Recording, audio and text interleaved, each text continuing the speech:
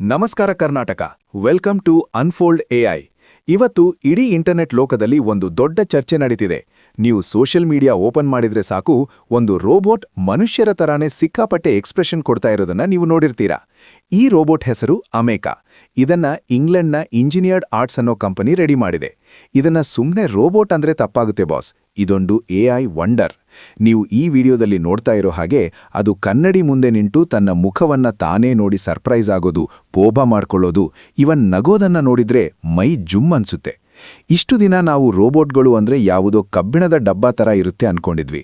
ಆದ್ರೆ ಅಮೇಕಾ ಮನುಷ್ಯರ ಚರ್ಮದ ತರಾನೇ ಕಾಣೋ ಸಿಲಿಕಾನ್ ಸ್ಕಿನ್ ಹೊಂದಿದ್ದು, ಇದರ ಮುಖದಲ್ಲಿರೋ ಪ್ರತಿಯೊಂದು ನರಗಳು ಆಕ್ಟಿವ್ ಆಗಿರೋ ಹಾಗೆ ಡಿಸೈನ್ ಮಾಡಿದ್ದಾರೆ. ಸೈಂಟಿಸ್ಟ್ಗಳು ಹೇಳ್ತಿರೋ ಪ್ರಕಾರ ಈ ರೋಬೋಟ್ಗೆ ನಾವು ಕೊಡೋ ಕಮಾಂಡ್ಸ್ ಅರ್ಥ ಆಗೋದು ಮಾತ್ರವಲ್ಲದೆ ಅದು ರಿಯಲ್ ಟೈಮ್ನಲ್ಲಿ ನಮಗೆ ರಿಯಾಕ್ಟ್ ಮಾಡುತ್ತೆ.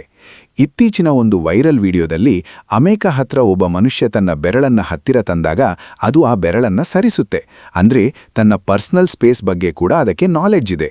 ಇದು ನಮಗೆ ಆಶ್ಚರ್ಯ ತರೋ ವಿಷಯನೂ ಹೌದು, ಹಾಗೆ ಭಯ ತರೋ ವಿಷಯನೂ ಹೌದು. ಯಾಕಂದ್ರೆ ಎಲಾನ್ ಮಸ್ಕ್ ಅಂತ ದೊಡ್ಡ ದೊಡ್ಡ ವ್ಯಕ್ತಿಗಳೇ ಎಐ ಬಗ್ಗೆ ಎಚ್ಚರಿಕೆ ಕೊಟ್ಟಿದ್ದಾರೆ.